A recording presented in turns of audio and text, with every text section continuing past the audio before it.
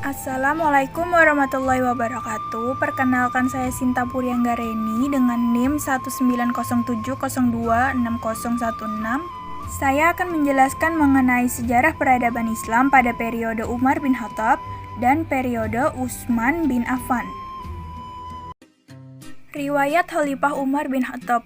Khalifah Umar bin Khattab dengan nama lengkap Umar bin Khattab bin Nufail bin Abdul Uzza bin Riyah bin Qurt bin Razah bin Adi bin Lu'ay al-Quraisy al-Adawi.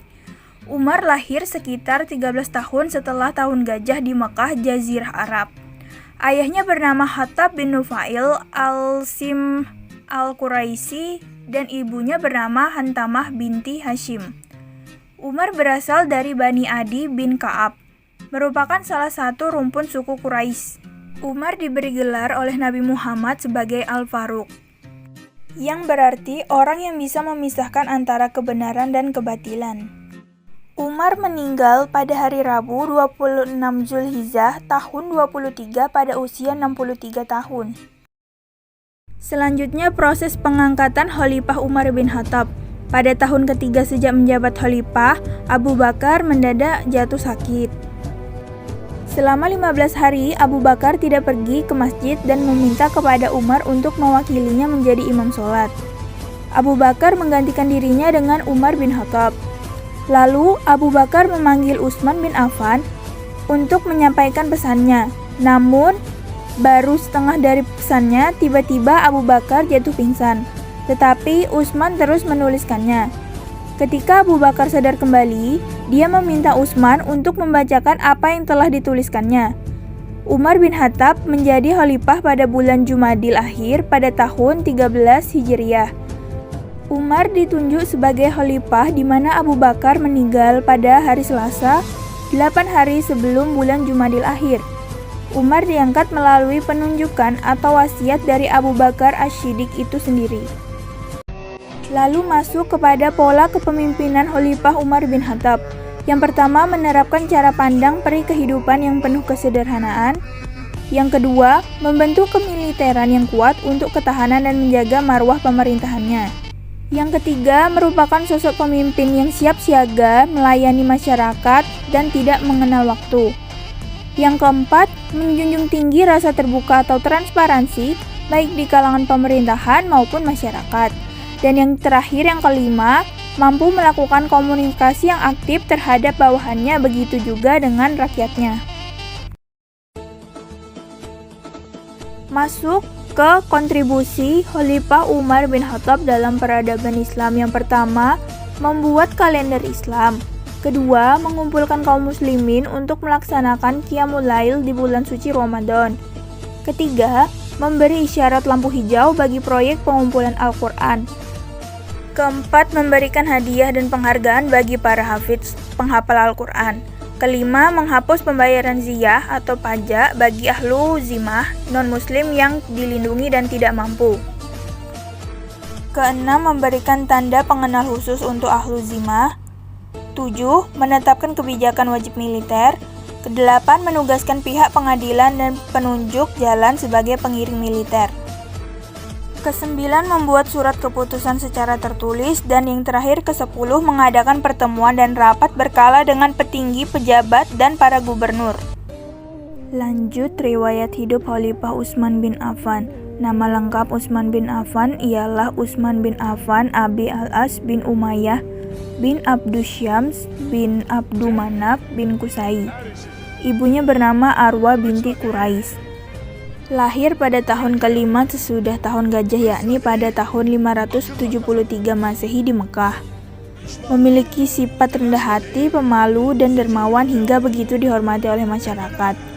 Utsman bin Affan merupakan orang yang pertama memimpin hijrah ke Habsyi dan Madinah. Ia juga memiliki gelar Dzunurain atau dua cahaya, yaitu Ruqayyah dan Ummu Kulsum karena telah memperistri putri Rasulullah.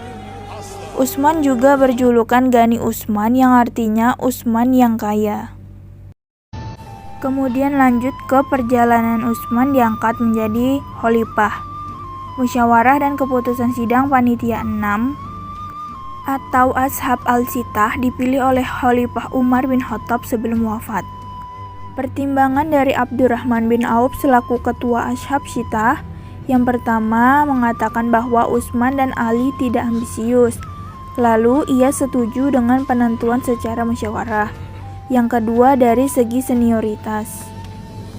Ketiga, masyarakat jenuh dengan pola kepemimpinan Khalifah Umar yang disiplin dan keras. Apabila Ali bin Abi Thalib diangkat akan terulang lagi. Keempat, bila nanti ada penurunan jabatan akan lebih sulit Khalifah Ali daripada Khalifah Utsman jika dilihat dari latar belakang segi keluarga. Pada tahun 23 Hijriah atau 644 Masehi, Utsman dibaiat sebagai khalifah di Masjid Nabawi. Masuk ke peradaban Khalifah Utsman bin Affan. Beliau melakukan yang pertama perluasan wilayah Islam dengan menaklukkan utara Armenia dari Bizantium. Selanjutnya menaklukkan Pulau Siprus dan Pulau Rhodes. Kemudian menaklukkan barat Tunisia dari Romawi dan menaklukkan Mesir dari Romawi. Karena telah menaklukkan Pulau Siprus dan Pulau Rhodes, beliau mendirikan angkatan laut. Dengan latar belakang Muawiyah, gubernur di Syria harus menghadapi serangan-serangan angkatan laut Romawi di daerah-daerah pesisir provinsinya. Kemudian mengirimkan pasukan ke Afrika, Mesir, Siprus, dan Konstantinopel, Siprus yang melalui lautan. Dan serangan yang dilakukan oleh bangsa Romawi ke Mesir melalui laut. Kemudian yang ketiga, menumpas pendurhakaan dan pemberontakan yang terjadi di dalamnya karena pemberontakan di Khurasan karena masih mendukung pemerintahan yang lama. Selanjutnya kota Iskandariyah diserang kembali oleh bangsa Romawi dan pengiriman bala tentara untuk menghancurkan kaum pemberontakan dan berhasil mengembalikan keamanan serta ketentraman. Selanjutnya yang keempat, merenovasi Masjid Nabawi dikarenakan yang pertama populasi kaum muslimin di Madinah bertambah banyak.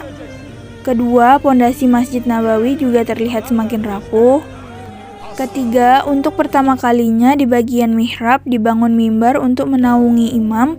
Dan yang terakhir, keempat, menyiapkan lampu-lampu minyak yang disebar di sudut masjid untuk menerangi masjid pada malam hari. Yang kelima, pengumpulan mushaf Al-Quran. Ini dikarenakan adanya perbedaan langgam, cara pengucapan dan sifatnya yang disesuaikan dengan bahasa daerah. Hudzaifah bin Al-Yaman meminta Khalifah Utsman untuk menyatukan perbedaan yang ada. Diketahui Muslim dari Syam berstandar Al-Miqdad bin Al-Aswad dan Muslim Irak dari Ibnu Mas'ud dan Abu Musa Al-Asy'ari bergabung saat penaklukan Armenia dan Azerbaijan. Mereka mempertahankan bacaannya, bahkan mereka saling mengkafirkan. Cara pengumpulan dari mushaf Al-Quran ini yang pertama, menyalin lembaran pertama yang disimpan oleh istri Rasulullah, Siti Hafsah. Kedua, menyebarkan mushaf ke seluruh daerah.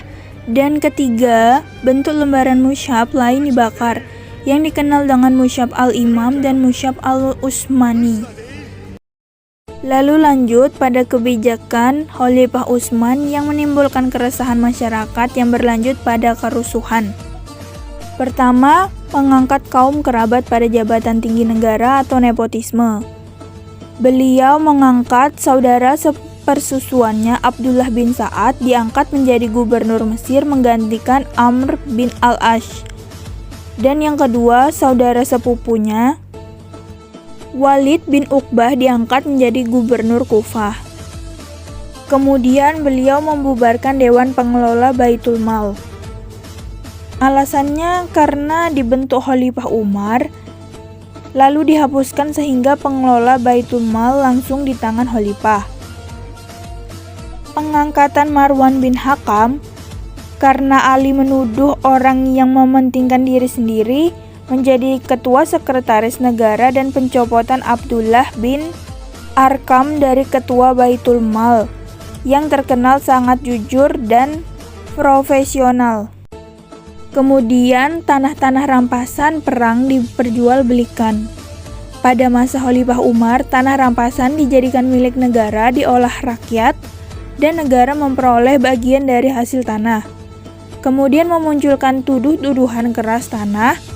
Negara yang ada di Basrah dan Kufah dijual kepada Thalhah dan Jubair. Mereka memberikan tanah fada di Persia. Kemudian tanah-tanah rampasan perang diperjualbelikan. Pada masa Khalifah Umar, tanah rampasan dijadikan milik negara, diolah rakyat, dan negara memperoleh bagian dari hasil tanah. Kemudian memunculkan tuduhan keras tanah. Negara yang ada di Basrah dan Kufah dijual kepada Thalhah dan Jubair. Mereka memberikan tanah fada di Persia. Pembelaan Khalifah Utsman bin Affan. Utsman berkata tentang penyokong mereka, "Aku memberikan kepada mereka apapun yang dapat aku berikan dan milikku pribadi. Tentang harta kekayaan negara, aku menganggapnya tidak halal, baik bagi diriku sendiri maupun orang lain. Apa yang aku makan adalah hasil nafkahku sendiri." Pada saat menjabat, Khalifah Utsman jatuh miskin. Selain karena harta yang ia miliki digunakan untuk membantu sanak familinya, juga karena seluruh waktunya dihabiskan untuk mengurusi permasalahan kaum muslimin, sehingga tidak ada lagi kesempatan mengumpulkan harta seperti di masa sebelum menjadi khalifah. Utsman bin Affan terbunuh dikarenakan seseorang, yaitu Abdullah bin Saba, seorang munafik dan bekas penganut agama Yahudi, memprovokasi kekecewaan rakyat sehingga ia berhasil menggalang rakyat di Kufah, Basrah, dan Mesir supaya memberontak. Mereka meminta agar Khalifah Utsman lengser dari jabatannya, tapi ditolak Utsman dengan berucap, "Demi Allah, saya tidak akan melepaskan baju yang dipakaikan Allah kepadaku." Lalu pemberontak itu pun mengepung rumah Utsman selama 40 hari. Tetapi pemberontak itu terkena panah. Massa yang dikumpulkannya pun mendesak agar si pemanah diserahkan kepada mereka. Namun tidak juga dipenuhi oleh Khalifah Utsman bin Affan. Beliau terbunuh pada usia sekitar 82 tahun saat membaca Al-Quran. Sekian pemaparan dari saya, kurang lebihnya saya mohon maaf. Terima kasih telah menyimak. Wassalamualaikum warahmatullahi wabarakatuh.